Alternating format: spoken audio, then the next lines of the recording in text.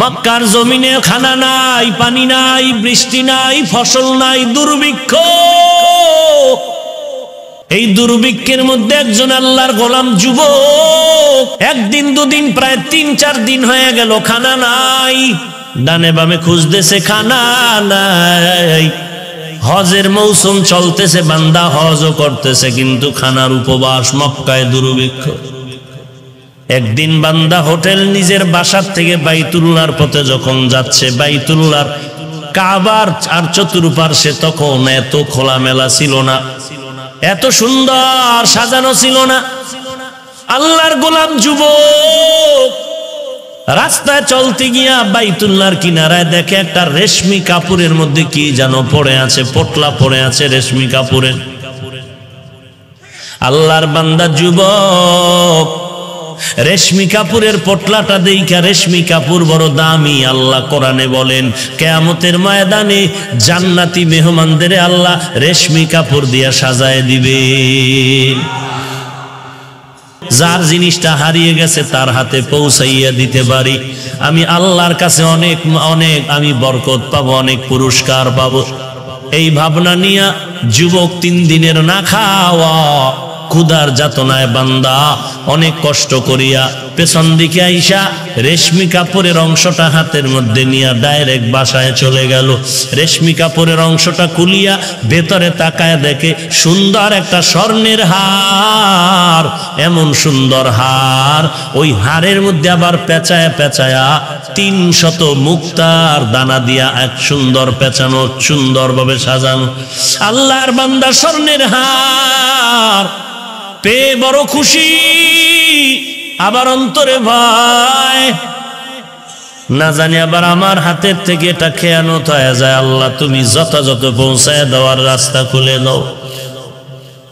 এরে নবীর উম্মতের দল রেশমি কাপড়ের মধ্যে স্বর্ণের হার পাইল, আবার 300 মুক্তার দানা দিয়া পেঁচানো, ঘরের মধ্যে হেফাজতে রাইখা এইবার কে হারাইলো, হারানো ব্যক্তির তালাশে ঘুরতেছে মক্কার ভেতর। হঠাৎ করে আওয়াজ পায়, কে যেন ডাক দিয়া বলতেছে আমার একটা স্বর্ণের হার হারানো গেছে, কেউ যদি পাও আমার হাতে দেওয়া। পাগড়িওয়ালা ডাকে আর বলে, আল্লাহর বান্দা যুবক পাগড়িওয়ালার কাছে গিয়া বলে, হযরত কি হারানো গেছে? বলে স্বর্ণের হার।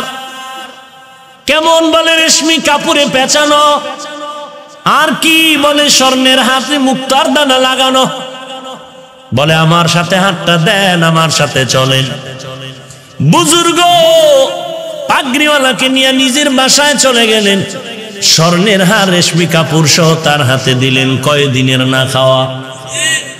3 দিনের না খাওয়া। 500 টাকা রাস্তায় পাইলে ছাড়ে না বাঙালি। এত বড় দামি বয়ান আইসাও আর একজনের মোবাইল চুরি করিয়া মুসলমান বাড়ি যায়। এই একটা পয়েন্ট ভালো করে মনে রাখবেন, কোন বেঈমান মুনাফিক জান্নাত পাবে না। জান্নাত যারা পাবে তারা হবে মুমিন, মুমিনেরা জান্নাত পাবে। কিন্তু আল্লাহ আরো এগ্রি হলেন, আল্লাহ আরো চাইতেছেন, আমি শুধু মুমিনের জান্নাতটা এমনিই দিব না, আমি চাই আমার মুমিনেরা যেন বিনা হিসাবে জান্নাতে চলে যায়। কারণ বিনা হিসাবে না গেলে হিসাবের কাঠগড়ায় দাঁড়াইয়া আমার বান্দা একটা সেকেন্ড সময় নিতে পারবে না।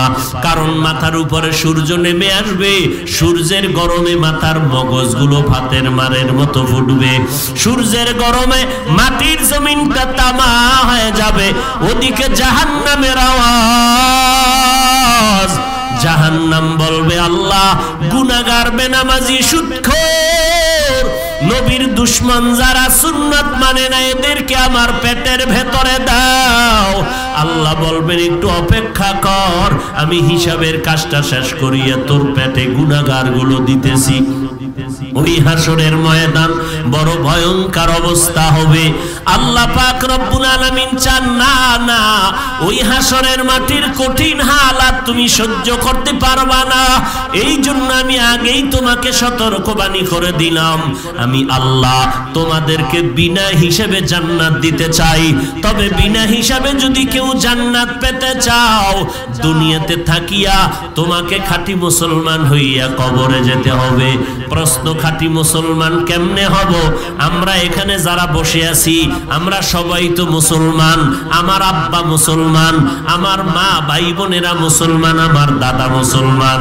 আবার কেমনে খাঁটি মুসলমান হইয়া কবরে যাব?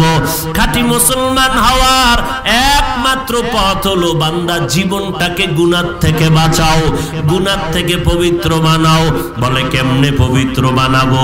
বলে একটা জীবন গেছে পিছনে, আর একটা আসবে সামনে। পেছনের জীবনের গুনাহ থেকে পবিত্র হওয়ার জন্য লাগবে তওবা, সামনের জীবনের গুনাহ থেকে ফিরে থাকার জন্য লাগবে তাকওয়া। আর এই তাকওয়া আর তওবার দরজা পাওয়ার জন্য, মন তৈরি হওয়ার জন্য একমাত্র পথ হলো খাঁটি আল্লাহওয়ালাদের নেক নজর। আল্লাহওয়ালাদের নেক নজর যখন লাগবে বান্দার মধ্যে পরিবর্তন শুরু হবে। কেমনে বুঝাই রে মুসলমান? একটা শিশু বাচ্চা আমার কোলের মধ্যে দিয়া কয়, হুজুর একটু দম করেন, পানি ভরা দেন। কি ব্যাপার? বলে বাচ্চার রুচি নাই, খানা খায় না, শুকাইয়া যায়। ডাক্তার কি দেখান নাই? বলে হ্যাঁ দেখাইলাম। এরপরও কেন? বলে এলাকার সবাই বলে বদনজর, বদনজর, বদনজর। বদনজরে বাচ্চাটা শুকায় যায়, রুচি নষ্ট। এই রকম বদনজরের প্রথা আপনাদের অঞ্চলে আসেনি? বুঝা শুনে কইেন। বদনজরের প্রথা নবীও বলে হ্যাঁ বদনজর এটা হক। গরুর মধ্যে বদনজর লাগছে, 20 কেজি দুধ দেওয়ার পরিবর্তে এখন 1.5 কেজিও দেয় না। হুজুর একটা তাবিজ দিবেন, বদনজরের জন্য পানি পরা দেন। এইভাবে ক্ষেতের মধ্যে ফসলি জমিতে বদনজর লাগবে, এই ভয়ে মানুষ জুতা টানায়, টানায়নি বদনজর। এইবার আমাকে বলবেন কি, বদনজর লাগার পরে একটা বাচ্চার মধ্যে রিয়াকশন শুরু হয়ে গেল। একটা বদনজর লাগা মাত্র বাচ্চা অসুস্থ, সুন্দরী চেহারাটা অসুন্দর। এরকম যদি হয়, বলেন এই বদনজর কোন টুপিওয়ালা আলেমের বদনজর না। এলাকার এই বদনজর কার? বদনজরে সন্তান নষ্ট হলো।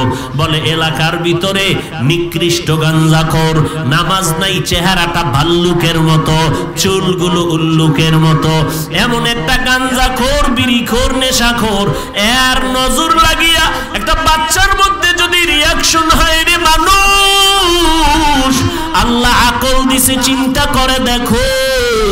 একটা বেনামাজি, একটা বেপরদাওয়ালা গাঞ্জাখোরের নজরের মধ্যে যদি বাচ্চার মধ্যে গিয়া রিয়াকশন হয়, যারা নামাজ পড়ে, রোজা রাখে, অল টাইম আল্লাহর জিকির করে, কোরআন তেলাওয়াত করে, আল্লাহ ওয়ালা যারা, আহলে হক উলামায়ে কেরাম যারা, একটা গাঞ্জাখোরের চোখের নজরে যদি বাচ্চা নষ্ট হয়, বাচ্চার মধ্যে রিয়াকশন হয়, ও আল্লাহর বান্দারা, ও কলিজার যুবকেরা, বিবেকটা দিয়া জবাব দাও। একজন আল্লাহওয়ালা যদি বেনামাজির দিকে নজর দেয়, একজন তাহাজ্জুদওয়ালা যদি দুনিয়াওয়ালার দিকে নজর দেয়, ওরে গাঞ্জাখোরের নজরে যদি বাচ্চা অসুস্থ হয়, আল্লাহওয়ালার নজরে বান্দা কেন সুস্থ হবে না? এই কথা যারা বুঝে না এরা বেআকল, এদের কপাল খারাপ। এই সমস্ত কথা না বুঝিয়াই একদল বেআকলওয়ালা জ্ঞান পাপীরা মূর্খতার স্বর্গে বসবাস করে বলে ওলি আউলিয়া মানি না, ওলি আউলিয়া দরকার নাই, কিসের আবার ওলি আউলিয়া? আমি কোরআন পড়ব, হাদিস পড়ব, দ্বীনের উপরে চলবো। এরে ভাই, তুমি অহংকার করিয়া যাই বলো, আমি বিনয়ের সাথে বলতেছি, পাও দুইটা ছবিটা আগায় দিলে হাত রেখে বলবো, তোমাদের হাতে পায়ে রেখে হাত রেখে পায়ে বলতেছি রে বাবা, আমরা আল্লাহ ওয়ালা যারা খাঁটি, এদের পরামর্শ নিয়া, এদের সোহবত নিয়া, এদের নেক নজরে থাকিয়াও তো সঠিক পথে চলতে পারি না। আর তোমরা যদি আল্লাহ ওয়ালাদের নজরে না থাকো, মুরব্বি না মানো, তোমরা সঠিক পথে থাকবা এই চিন্তা করাটাও ভুল। আকল নষ্ট হয়ে গেছে। খাঁটি আল্লাহ ওয়ালাদের সোহবতে থাকিয়া, নজরে থাকিয়াও সঠিক পথে চলতে পারি না। আর যারা কোনো মুরব্বি মানে না, এরা সঠিক পথে থাকবে প্রশ্নই উঠে না। আজকে আমরা চোখের তাকাইয়া সূর্যের মতো স্পষ্ট আকারে দেখতেছি, আজকে যারা মুরব্বি মানে না, নিজেকে বড় মনে করে, নিজেকে বড় মুরব্বি মনে করে, এদের বয়ানে ভেজাল, এদের কথায় ভেজাল, এদের আমলে ভেজাল, একটা একটা প্রমাণ দিলে রাত চলে যাবে। এই রকম মুরব্বি একজনে বলে নবীরাও ভুল করেছেন। নাউজুবিল্লাহর আওয়াজে মনে হয় ওই বক্তা সাহেবের দালালেরা এখানে বসে আছে। নবীরা ভুল করেছেন, এই আল্লাহকে সাক্ষী রেখে বল, ঈমান থাকবে না হয় চলে যাবে, এটা ঈমানের প্রশ্ন। নবীরা অন্যায় করেছেন, যদি কোনো বক্তায় বলে নবীরা ভুল করেছেন, আল্লাহ করাইছেন, তাহলে তার ঈমান সবল না দুর্বল? খোদার কসম, এত বড় বক্তা হইয়া আমার মতো লঙ্গি পরা মোল্লা না, বড় টাইটেলওয়ালা মোল্লা, এরপরও কেন তার এই সমস্ত উদ্ভট কথাবার্তা উম্মতের সামনে বলে? খোদার কসম, তার পেছনে কোনো মুরব্বি নাই।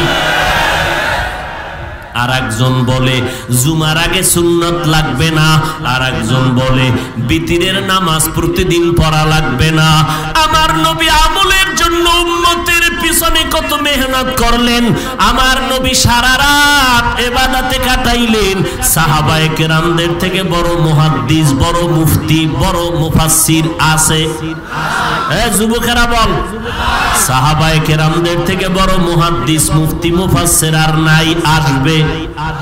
জোরে বলো বাবা, আসবে না। ওই সাহাবায়ে কেরামের ইলম বেশি, আমল বেশি, ইখলাস বেশি, তাকওয়া বেশি। কেমন বেশি? আল্লাহ তাদেরকে খুশি হইয়া বলেন রাদিয়াল্লাহু আনহুম ওয়া রাদু, আমি আল্লাহ তাদের উপরে খুশি, তারাও আমি আল্লাহর উপরে খুশি। খুশি হইয়া কি করলেন?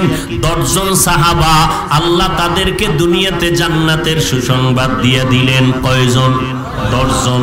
জানা থাকলে বলবেন প্রথম কার নাম? আবু বকর। দ্বিতীয় সিরিয়ালে কার নাম? ওমর। তৃতীয় সিরিয়ালে কার নাম? ওসমান। চতুর্থ সিরিয়ালে কার নাম? হযরত আলী রাদিয়াল্লাহু আনহুম আজমাইন।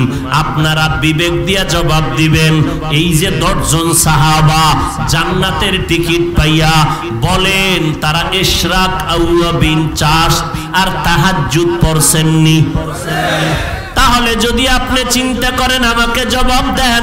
কেউ যদি বলে এত নফল ইবাদত লাগবে না, কাজা নামাজ লাগবে না, বলেন সাহাবায়ে কেরামদের থেকে আপনি বড় হুজুর নি, বড় ডক্টর নি, সাহাবায়ে কেরামদের থেকে বড় মুফাসসির নি? বক্তা বলবে অবশ্যই না। তো আমাকে জবাব দেন বক্তা সাহেব, সাহাবায়ে কেরাম কেন সারা রাত ইবাদত করলেন? সারা জিন্দেগি জান্নাতের টিকিট পাওয়ার পরেও আবু বকর নামাজে দাঁড়াইয়া কান্না করে আর বলে, মালিক আমারে তুমি মাফ করে দাও।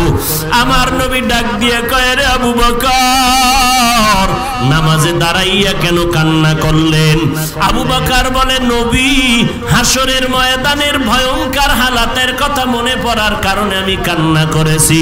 ওমরে ফারুক দরজা লাগাইয়া কান্না করেন। ঈদের দিন আবু হুরায়রা রাদিয়াল্লাহু তাআলা আনহু ডাক দিয়া বলেন, খলিফাতুল মুসলিমিন, আজকে আনন্দের দিন, আপনি কেন কান্না করেন? ওমর ডাক দিয়া কয়, ভাই আবু হুরায়রা, আনন্দ তো ওই ব্যক্তি করবে যার কোনো পেরেশানি নাই, আমার তো বড় পেরেশানি। আবু হুরায়রা বলে, কিসের পেরেশানি?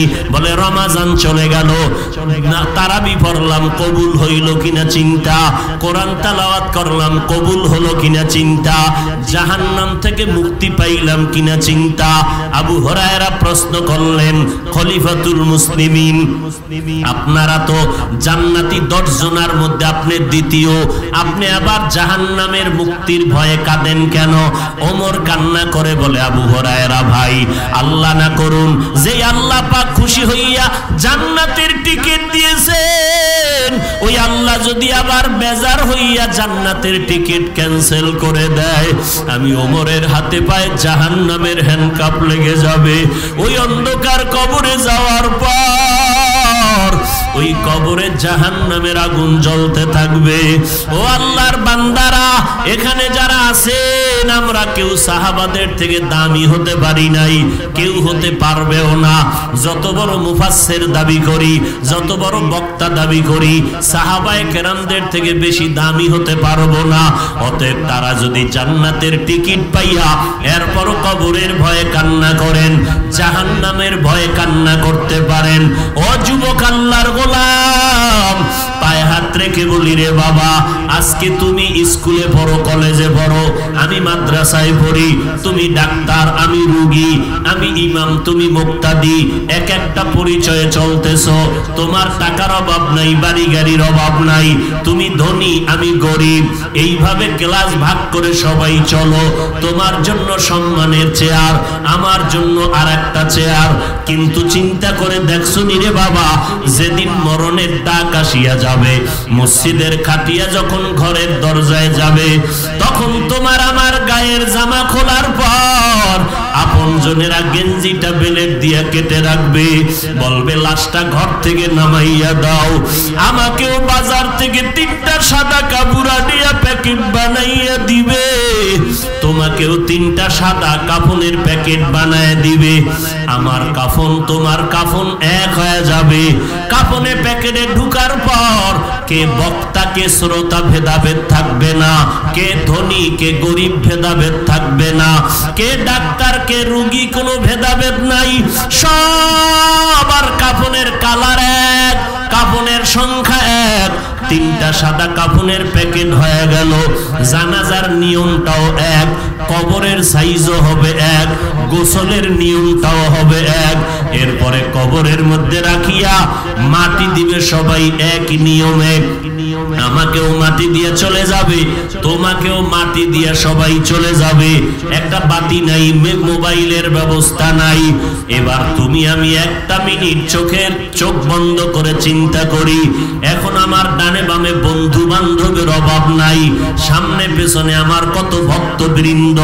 কিন্তু যখন আমার মরণ হয়ে যাবে, আমার ডানে বামে কেউ নাই। যখন কবরে আমার মাথার মুষ্টি কাফনের খুলিয়া, পায়ের মুষ্টি খুলিয়া 2টা লোক কবরে নামছিল, মনে হয় ওই 2 জন আমার সাথে যাবে। কিন্তু বাঁশের চালি বিছাইয়া দেখি তারা উঠিয়া দৌড়াইয়া ভাগিয়া গেল। এখন আমার কবরে ডানে মাটি, বামে মাটি, উপরে নিচে মাটি। মদিনার নবী বলেন, এখন ওই কবরে কেউ নাই। 2 জন ফেরেশতা আমার কবরে আসবে, আপনাদের কবরে আসবে 3টা প্রশ্ন করার জন্য। 1 নম্বরে ধর্মের পরিচয় দাও, রবের পরিচয় দাও। 2 নাম্বার ধর্মের পরিচয় দাও। 3 নাম্বার প্রশ্ন রাহমাতুল লিল আলামিনের পরিচয় দাও। তুমি কয় ক্লাস লেখাপড়া করছো? প্রশ্ন নাই। তুমি কয় টাকার মালিক? কোনো প্রশ্ন নাই। তুমি বক্তা না শ্রোতা জানার দরকার নাই। প্রশ্ন সবার বেলায় 3টা। রবের পরিচয় দাও, ধর্মের পরিচয় দাও, রাহমাতুল লিল আলামিনের পরিচয় দাও। এরে যুবক আল্লাহর গোলাম, আজকে মনে মনে ভাবতেছো টুপি মাথায় দিয়ে বুঝি বোকা হয়ে গেছি, দাড়িটা লম্বা করার কারণে মনে হয় যৌবন চলে গেল, লম্বা জামা পরার কারণে, হুজুর হওয়ার কারণে স্বাধীনতা বুঝি নষ্ট হলো। আল্লাহর কসম করে বলি, তোমার চোখের সামনে তোমাকেই প্রশ্ন করি বাবা, দ্ব্যর্থহীন ভাষায় বুকের সাহস নিয়ে জবাব দাও। বলো বাবা, আমি নবীর তরিকায় দাড়ি টুপি নামাজ পড়ি, পর্দা করি, হালাল খাই, তুমি নবীর তরিকারে জবাই করলা। হাজারো বয়ানের পরে দাড়ি নাই, টুপি নাই, নামাজ নাই, পর্দা নাই, হালাল নাই। বলো বাবা, আমাদের থেকে তুমি কত আরামে আছো, সম্মানে আছো। আমি নজর করে দেখলাম, আমিও যেমন 3 বেলা খানা খাই, তুমিও 3 বেলা খাও। আমরা নবীর তরিকা মানার পরেও যেমন রাতে ঘুমাই, তুমি নবীর তরিকা বাদ দিয়াও রাতে ঘুমাও। আমরা নবীর তরিকা মানিয়াও আজকে বাজার করি, ব্যবসা করি, চাকরি করি। তুমি নবীর তরিকা জবাই করিয়াও ব্যবসা করো, চাকরি করো। নবীর তরিকা বাদ দিয়া স্বাধীনভাবে দেশ বিদেশে ঘুরো। আলহামদুলিল্লাহ, আমরাও নবীর তরিকা মানিয়া দেশ বিদেশে স্বাধীনভাবে সফর করি, ঘোরাফেরা করি। বলো বাবা, তোমার স্বাধীনতা যেমন আমারও তো স্বাধীনতা তেমন। তুমিও নবীর তরিকা বাদ দিয়া বিয়ে শাদী করলা, সন্তান নিলা। আমরা নবীর তরিকা ঠিক রাখিয়া বিয়ে শাদী করলাম, সন্তান নিলাম। বলো বাবা, তুমি তো আমার থেকে 1 ইঞ্চি উপরে নাই। ও বাবা, আমি তো তোমার থেকে 1 ইঞ্চি নিচেও নাই। বরং এমপি সাহেবের সাথে দেখা হলে হুজুর দোয়া করবেন, মন্ত্রী দেখলে কয় হুজুর দোয়া চাই, দুনিয়ার কোটিপতি দেখলে বলে দোয়া চাই। বলো বাবা, বিবেক দিয়ে চিন্তা করো, তুমি নবীর তরিকা জবাই করিয়া কত আরামে আছো, আমরা নবীর তরিকা মানিয়া কি পরিমাণ বিপদে আছি। আলহামদুলিল্লাহ, ইহুদিরা আমাদের দুশমন, খ্রিস্টানেরা দুশমন, সমস্ত বিধর্মীরা দুশমন। এরা চায় ওয়াজ মাহফিল বন্ধ হয়ে যাক, সমস্ত বিধর্মীরা চায় মাদ্রাসা বন্ধ হয়ে যাক, ওলামায়ে কেরামের জবানে তালা লাগুক। এই চিন্তাই তো তারা লিস্টি পর্যন্ত করলো আলেমের। ও বাবা বলো, আমাদের এত দুশমন, সমস্ত বিধর্মীরা মাদ্রাসা বন্ধ করে দিতে চায়, ওয়াজ মাহফিল বন্ধ করে দিতে চায়। আবার এই বেঈমানের সাথে একদল তাল মিলায় মুনাফিক আছে না নাই? এই মুনাফিকেরা বিধর্মীর সাথে তাল মিলায় কয়, ঠিকই ওয়াজ মাহফিল বন্ধ করে দাও, তাবলিগে গেলে লাভ নাই, চরমনাই গিয়া লাভ নাই, উজানি গিয়া লাভ নাই, কওমিতে পড়ে লাভ নাই, দেওবন্দে গিয়া লাভ নাই, হাটহাজারি গিয়া লাভ নাই। ও এলাকার মুসলমানেরা, পায়ে হাত রেখে নিরপেক্ষতার সাথে বলছি, আমি চরমনাই যাব না। তোমার কথা আমি মেনে নিলাম 1 মিনিটের জন্য, আল্লাহর কসম চরমনাই যাব না। তোমার কথায় তাবলিগে যাব না, কওমি মাদ্রাসায় যাব না, দেওবন্দীদের কাছে যাব না, কওমি মাদ্রাসায় যাব না, হাটহাজারি যাব না। ও বাবা বলো, আমি কোথায় যাব? একটা আলাদা ঠিকানা দাও, যেই ঠিকানায় গেলে বেনামাজি নামাজি হবে, দাড়ি কামানেওয়ালা দাড়িওয়ালা হবে, মুনাজাত ধরলে কলিজা কান্না আসবে। আজকে বলো বাবা, এমন একটা ঠিকানা দাও যেখানে গেলে সুদখোরেরা সুদ ছেড়ে দিবে, যেখানে গেলে নবীর দুশমন নবীর বন্ধু হবে, এমন একটা ঠিকানা দাও। ঠিকানাও দিবা না, অন্য জায়গায় যাব তাও যাইতে দিবা না, তাহলে আমি বুঝে নিব তুমি বিধর্মীদের পাক্কা দালাল। যাব না চরমনাই, কসম। কোথায় যাব? ঠিকানা দাও, যেখানে গেলে দাড়ি বিহীনওয়ালা দাড়িওয়ালা হবে, সুদখোর সুদ ছাড়বে, চোখে পানি আসবে, নবীর দুশমন নবীর আশেক হবে, পাগড়িওয়ালা হবে। এবার আর একটু প্রশ্ন করি, আসলে হেদায়েতের মালিক তো আল্লাহ। ও ভাই, আমার নবী 23 বছরের যে আদর্শ আর সুন্নাত রেখে গেলেন, এই জমিনের মধ্যে নবীর সুন্নাতের আমল করবে হিন্দুরা। এই যুবকেরা বল, নবীজির সুন্নাতের আদর্শের আমল করবে খ্রিস্টানেরা, নবীজির রেখে যাওয়া আদর্শ সুন্নাত মানবে ইহুদিরা, নবীজির রেখে যাওয়া সুন্নতের আদর্শ মানবে বৌদ্ধ ধর্মের লোকেরা। কারা মানবে? জোরে কও। কোন দেশের মুসলমান? লন্ডনের, আমেরিকার, না সব? শুধু 14 গ্রাম থানার মুসলমান ব্যতীত? আপনারাও? কি অন্তর থেকে বলতেছেন? সত্যি? তাহলে আপনার বয়স হইল 30, আপনার বয়স 40, আপনার বয়স 35। ও যুবক, বলো, তুমি বলছো মুসলমান নবীর সুন্নতের আমল করবে, তুমি মুসলমান তোমার গালের দাড়ি কেন লম্বা হয় না? তোমার মাথায় কেন মদিনার আদর্শের টুপি ওঠে না? তোমার গালে কেন মদিনার আদর্শের দাড়ি হয় না? তোমার বডির মধ্যে মদিনার আদর্শের পোশাক কেন লাগে না? তোমার এখানে আজানে মসজিদে পাওয়া যায় না? বলো তুমি কি নবীর সুন্নাত গুলো হুজুরদের দিয়া দিছো যে না এডি আমগো কাম না? এই সুন্নাত আদর্শ মানবে তাবলিগওয়ালারা, চরমনাইওয়ালারা, পীর সাহেবেরা, বক্তারা, আলেম ওলামারা। যদি এইটাই হয় তোমার সিদ্ধান্ত, ভালো করে রেকর্ড করো, লেখা নাও। জান্নাত আমরা পাবো, তোমরা নবীর দুশমনেরা জান্নাত পাবে না। আল্লাহ এই কথাটা মুমিনদেরকে বলছেন। এখানে আমরা যারা উপস্থিত আছি আমরা সবাই মুমিন। শুধু মুমিন না, আমরা সবাই মুসলমান। কি মুসলমান না? আমরা যেমন মুমিন তেমন মুসলমান। কিন্তু আল্লাহ বললেন, ও মুমিনেরা, মুসলমান না হইয়া কবরে আসবা না, মৃত্যুবরণ করবা না। তাহলে মুসলমান মুমিনদের আল্লাহ কেন বললেন মুসলমান হইয়া মরো? অথচ আমরা যারা মুমিন তারাই তো মুসলমান। আল্লাহ তাআলা কোরআনের আরেক জায়গায় বলেন, ইয়া আইয়ুহাল্লাযীনা আমানু দুখুলু ফিস সিলমি কাফা ওয়া লা তাত্তাবিউ খুতুওয়াতিশ শাইতান ইন্নাহু লাকুম আদুউম মুবিন। আল্লাহ বলেন, ও মুমিনেরা, তোমরা ইসলামের মধ্যে পরিপূর্ণ প্রবেশ করো। শয়তানের পথ অবলম্বন করিও না, সে তোমাদের প্রকাশ্য দুশমন। তাহলে এই আয়াতেও আল্লাহ বললেন মুমিনেরা ইসলামের মধ্যে ঢুকো। সূরা আলে ইমরানের আয়াতে বললেন, ও মুমিনেরা মুসলমান হইয়া মরো। তাহলে কি বুঝতেছি? মনে হয় মুমিন হইতে পারছি, মোটামুটি মুসলমান বুঝি হতে পারি নাই।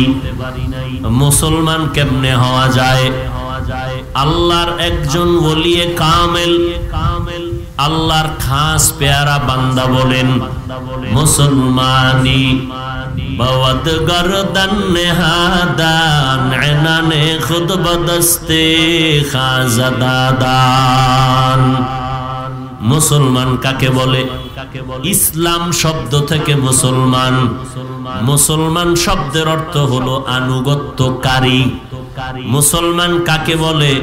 যে আল্লাহ পাকের সব হুকুম আহকামকে আনুগত্য করে মেনে নেয়, নির্দ্বিধায়, অম্লান বদনে, গরদান নেহাদান বতাআত, বিনয়ের সাথে আল্লাহর সমস্ত আদেশ নিষেধকে মেনে জীবনকে পরিচালনা করে। একেই বলা হয় মুসলমান। আল্লাহর এক ওলি উদাহরণ দিয়া বলেন, একটা ঘোড়া তার গলায় রশি লাগাইয়া ওই রশিটার মাথা মালিকের হাতে যখন দেয়, ঘোড়া তখন নিজের ইচ্ছা মতো চলতে পারে না। মালিক ডানে টান দিলে ডানে যায়, বামে টানলে বামে যায়। অর্থাৎ ঘোড়ার নিজের ইচ্ছা থাকে না, মালিকের ইচ্ছাটাই তার ইচ্ছা। ঠিক যারা আল্লাহর মোহাব্বতের মুসলমান, ওই মুসলমান আল্লাহর কাছে কালেমার লাগাম রশিটা যখন দিয়ে দিল, আমার গলায় কালেমার রশি লাগায় দিলাম, আর এই রশির মাথা আমার আল্লাহর কাছে দিয়ে দিলাম। এবার আমার মত কোনো মত নাই, আমার ইচ্ছা কোনো ইচ্ছা না।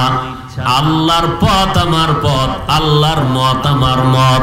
আল্লাহর ইচ্ছাটাই হলো আল্লাহর খাস বান্দাদের ইচ্ছা। অর্থাৎ আমি নিজের মন মতো চলি না, আল্লাহর রাজি খুশি অনুযায়ী চলি। আমি নিজের কোনো চিন্তা চেতনা নিয়ে চলি না, আল্লাহর রাজি অনুযায়ী চলি। আমার মনের মতো খানা খাই না, আল্লাহর রাজি খুশি অনুযায়ী খানা খাই। আমার মনের মতো ব্যবসা করি না, আল্লাহর রাজি খুশি অনুযায়ী ব্যবসা করি। এমন একজন মুসলমান আল্লাহ বলেন, আমি তোমাকে বললাম মুসলমান হইয়া মরো। এমন একজন মুসলমান হইয়া যদি কবরে আসো, আমি আল্লাহ ওয়াদা করলাম বিনা হিসাবে জান্নাত দিয়ে দিব। আতিনা ফি দারে দুনিয়া না হাসান আতিনা ফি দারে উকবানা হাসান ইয়া গিয়াসাল মুস্তাগীসিন ইহদিনা লাফতিখারা বিল উলুমি ওয়াল গিনা। আল্লাহ তাআলা মুমিনদের বললেন মুসলমান হইয়া কবরে যাও। কেন আল্লাহ বললেন? কারণ আল্লাহ পাক কোন বেঈমানকে বলেন নাই মুসলমান হইয়া কবরে যাও। মুমিনদের কেন বলছেন? আল্লাহ জানায় দিলেন আমার শান্তির ঠিকানা জান্নাত আমি মুমিনের দিব, আর কোন বেঈমানকে দিব না। জান্নাত যারা পাবে তারা শুধু মুমিন।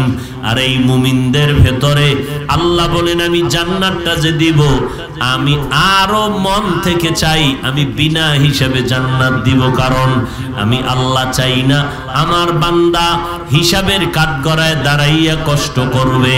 কারণ হিসাবের কাঠগড়ায় যদি দাঁড়ায় ওই বান্দার নাজাতের কোনো পথ থাকবে না।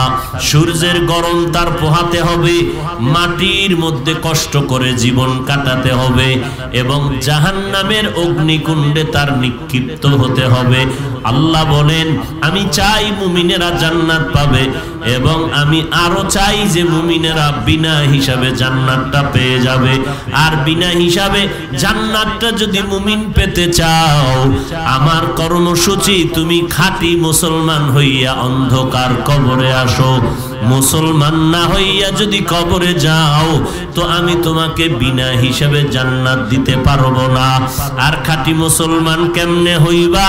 বলে নিজের জীবনটাকে গুনাহ থেকে পবিত্র বানাও। নিজের জীবনটাকে গুনাহের থেকে পবিত্র যদি বানাইতে চাও একটা মেডিসিন লাগবে, যেই মেডিসিন না থাকলে নিজের জীবনটাকে গুনাহ থেকে পবিত্র বানানো যাবে না।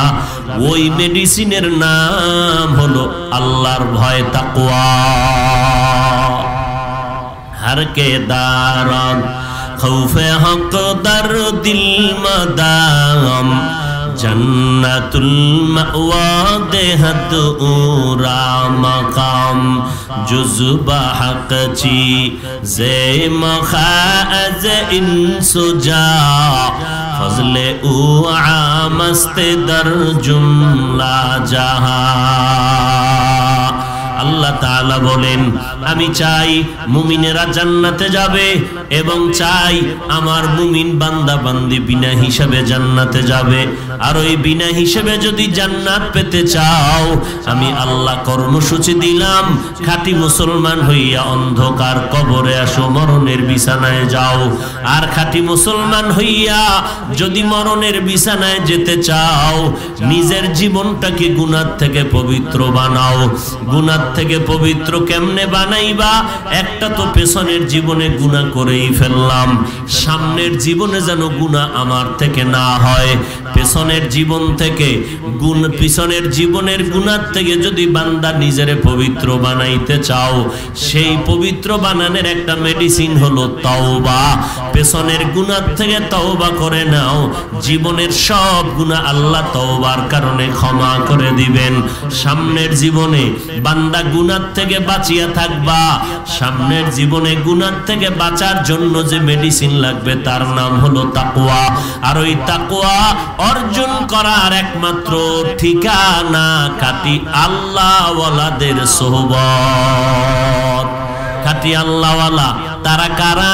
আল্লাহ পাক বলেন আলা ইন্না আউলিয়া আল্লাহ লা খাউফুন আলাইহিম ওয়ালা হুম ইয়াহজানুন আল্লাযীনা আমানু ওয়া কানু ইয়াত্তাকুন।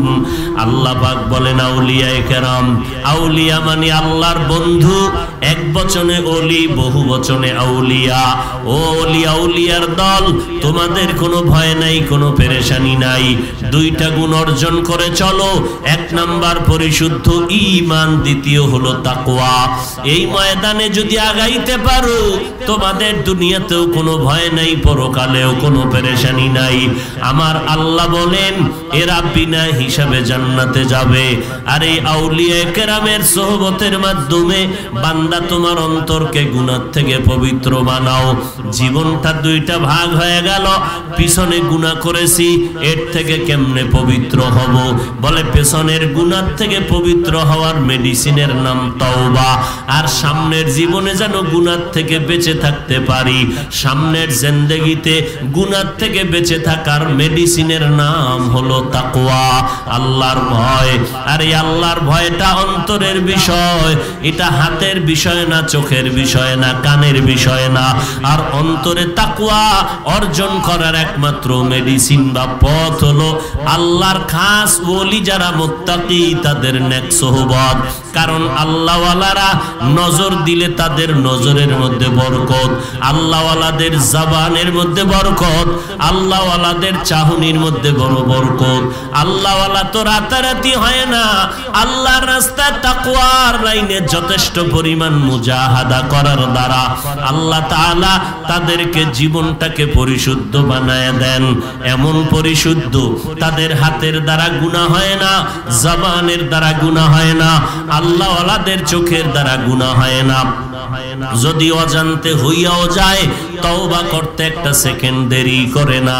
এই জন্য আল্লাহ পাক বলেন, ও দুনিয়ার মানুষ, তোমরা আমার ওলি যারা বন্ধু যারা তাদের বন্ধু হইয়া চলো। কারণ আমি আল্লাহ আমার ওলিদেরকে আলাদাভাবে পাওয়ার দান করি, ওই পাওয়ারের অংশ তুমিও পেয়ে যাইবা। আল্লাহ বলেন, ইয়া আইয়ুহাল্লাযীনা আমানু ইন তাত্তাকুল্লাহ ইয়াজআল লাকুম ফুরকানা। যারা তাকওয়ার উপরে মজবুত হয়ে চলবে আমি আল্লাহ তাদেরকে ফুরকান নামের সম্পদ দান করব। ফুরকান মানে আল্লাহর দেওয়া নূরের আলো দান করবেন।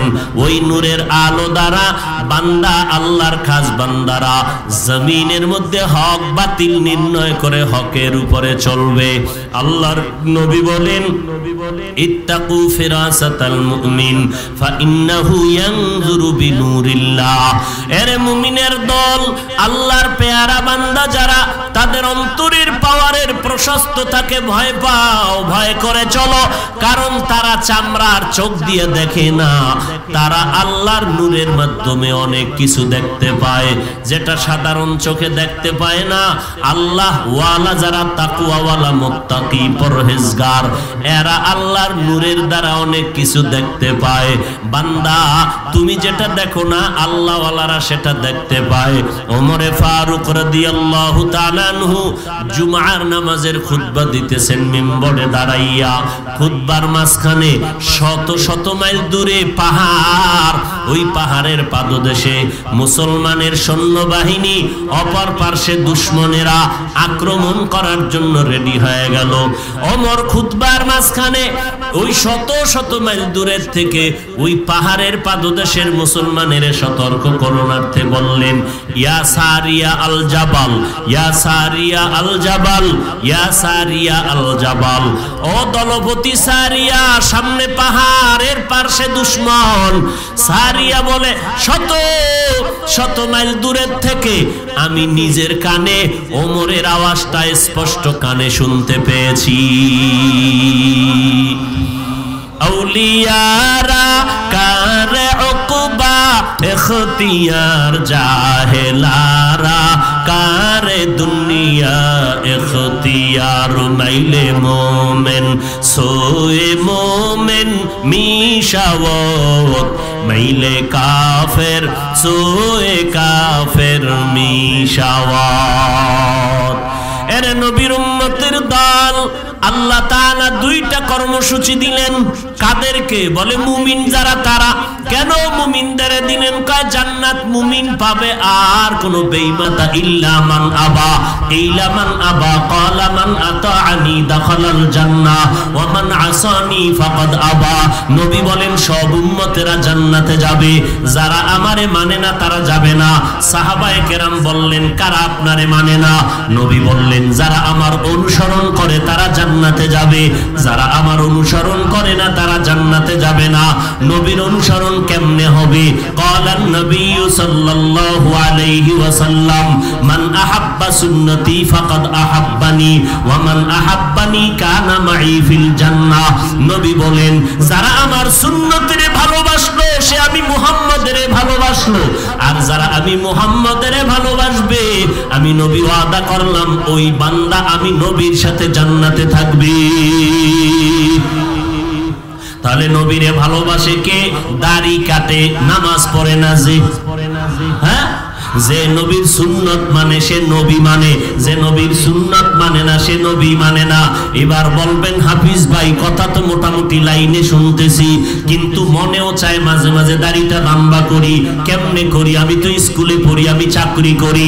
ভাইজান আমার মতো হতে আপনাকে বলি না, আমাদের মতো টুপিওয়ালাও হবেন না। স্কুল কলেজ বাদ দিয়া কেউ মাদ্রাসায় যাবেন না, যাবেন না, যাবেন না। কেউ যদি যাইতে বলে শুনবেন না তার পরামর্শ। আমার সিদ্ধান্ত কলিজা দিয়া বলি, স্কুলে যারা আছো ওই কলেজেই পড়ো, স্কুলেই পড়ো, কারণ আমার হাজারো সন্তান দরকার, মুসলমান সন্তান। স্কুল কলেজে পড়ে ডাক্তার হও, ইঞ্জিনিয়ার হও, আমার হাজারো মুসলমান সন্তান দরকার। এই জমিনে মুসলমানের সন্তান ডাক্তার, এই জমিনের মুসলমান সন্তান প্রফেসর হবে, আমার মুসলমান সন্তানেরা ডাক্তার হবে, ইঞ্জিনিয়ার হবে, আমার মুসলমান সন্তান এসপি হবে, ডিসি হবে, ওসি হবে। আজ আমার সোনার বাংলাদেশের থানা জেলার এসপি ডিসি ওসি যদি মুসলমান হইতো, কোরআন পড়নেওয়ালা নবীর আদর্শওয়ালা হইতো, আমগো বয়ান করতে এত পেরেশানি লাগতো না। অতএব স্কুল ছাড়বা না, কলেজ ছাড়বা না, ডাক্তারি পড়ো, ইঞ্জিনিয়ার হও, ডাক্তার হও, এমপি হও, মন্ত্রী হও, চেয়ারম্যান হও, মেম্বার হও, ডিসি হও, এসপি হও, ওসি হও, তবে পায়ে ধরে বলবো বেয়াদব হইও না। খবরদার দুশ্চরিত্রবান বেয়াদব হইবা না। বলে হুজুর বেয়াদবটা কেমন? ভাই হিসাবেই বলছি, বেয়াদব মানি তুমি বড় ভালো, তোমার আব্বা ভালো, তোমার মা ভালো, কিন্তু তুমি বয়ে বয়ে ফেসবুকে আলেমের বিরুদ্ধে লেখো, এর থেকে আর গাদ্দারি আর বেয়াদবি হতে পারে না। তুমি কোরআনের বিপক্ষে লেখো, তুমি আলেমের বিপক্ষে লেখো, তুমি নবীর সুন্নতকে উপহাস করো, টুপি মাথায় না দিলে অসুবিধা কি? আরে ভাই দিতে পারো না এটা ভিন্ন কথা, কিন্তু উপহাস করলে ঈমান চলে যাবে। বাবা দাড়ি রাখতে পারো না ভিন্ন কথা, কিন্তু দাড়িকে উপহাস করলে ঈমান চলে যাবে।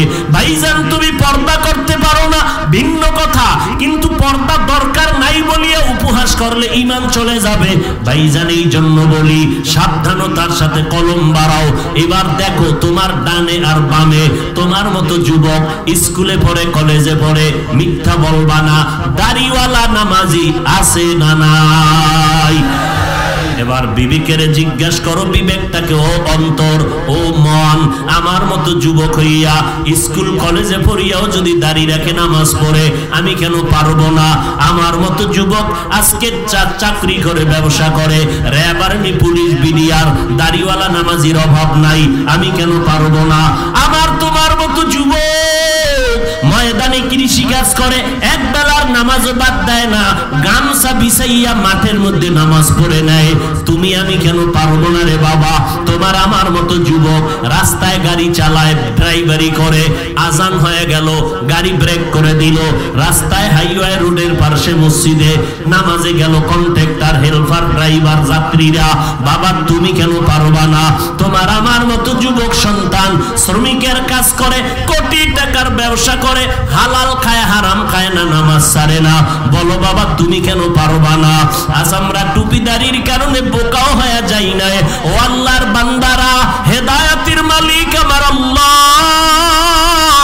এই বয়ানে সবার হেদায়েত হবে চিন্তা করাটাও ভুল। তবে একটা যুবকের অন্তর যদি নরম হয় যে আজকে থেকে আর নামাজ ছাড়বো না, বেপরদায় চলবো না, মা বাবাকে আল্লাহকে কষ্ট দিব না, উলামায়ে কেরামের বিরুদ্ধে যাব না, নবীর সুন্নাত বাইরে চলব না, দেশ জাতির বিরুদ্ধে ষড়যন্ত্র করব না। এরে আল্লাহর বান্দা, ওই অন্ধকার কবরে যেদিন চলে যাইবা, এমন কোন দিন নেই যে যুবকের মরণের খবর নাই। পানির নিচে পড়িয়া মরলোকে খবর পাই যুবক, বাসের নিচে অ্যাক্সিডেন্টে মরলোকে খবর পেলাম যুবক, এত যুবক মরে যায় হিসাব নাই। এমন কোন দিন নাই যুবকের লাশের খবর নাই। ও আল্লাহর বান্দারা, এই মহামারী করোনায় কত যুবকেরা মা হারা, কত যুবক বাবা হারা, কত সন্তানেরা মা বাবা হারায় অসহায়, আবার কত মা বাপ সন্তান হারা অসহায়। আগামী বছর ওয়াজ হবে জানা নাই, আপনি আমি থাকবো কিনা জানা নাই। আল্লাহর নবী বলেন, ওই কবরে যাওয়ার পরে তিনটা প্রশ্নের জবাব কারা দিতে পারবে? বলে যারা দুনিয়াতে রবের গোলামি করে যাবে তারা কবরে গিয়া জবাব দিবে রব্বি আল্লাহ, আমার রবকে, একমাত্র আল্লাহ।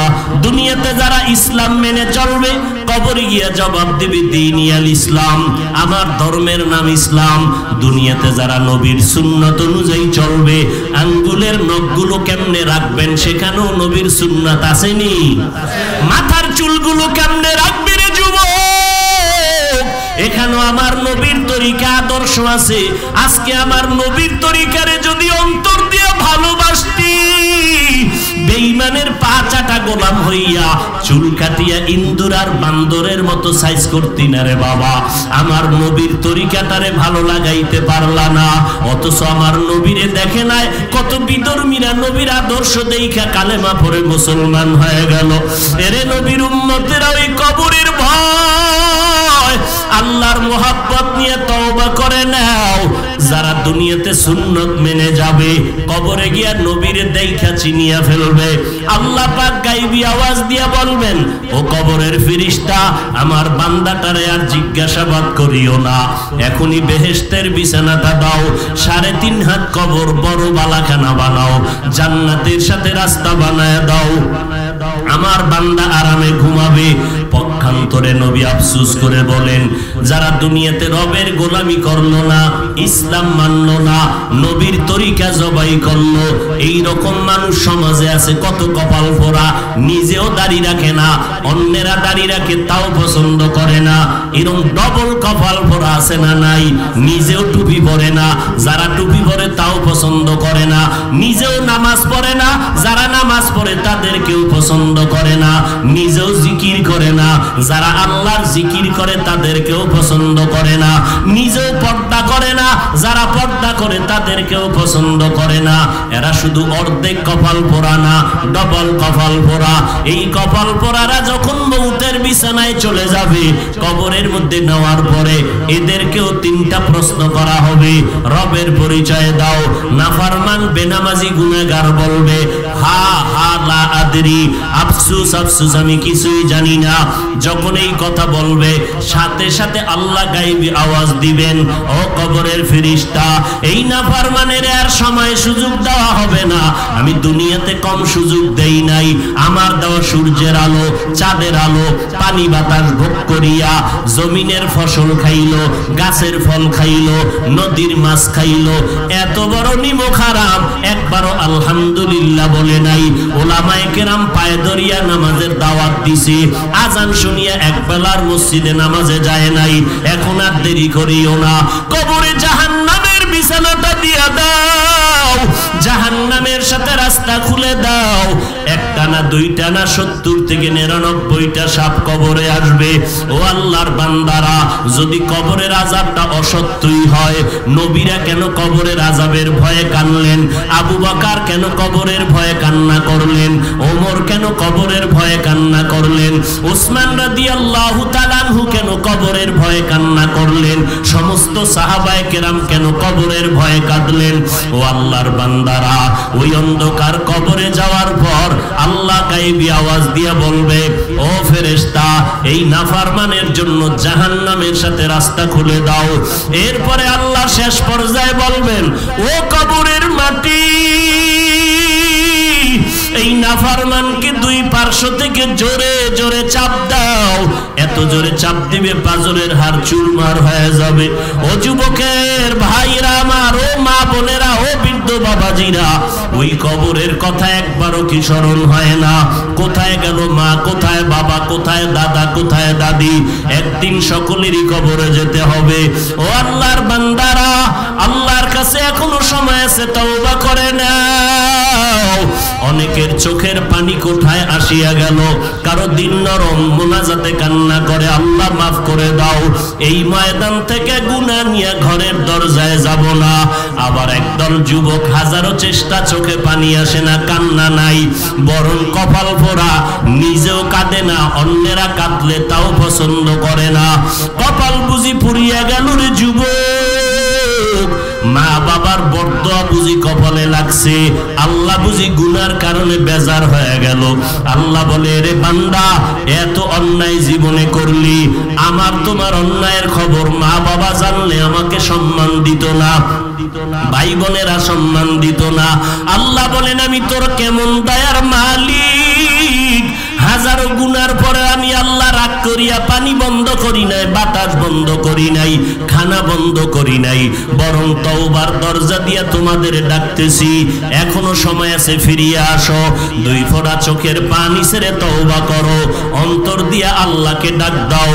হে দয়ার মালিক, এই ময়দানে আমার মতো গুনাহগার কেউ নাই।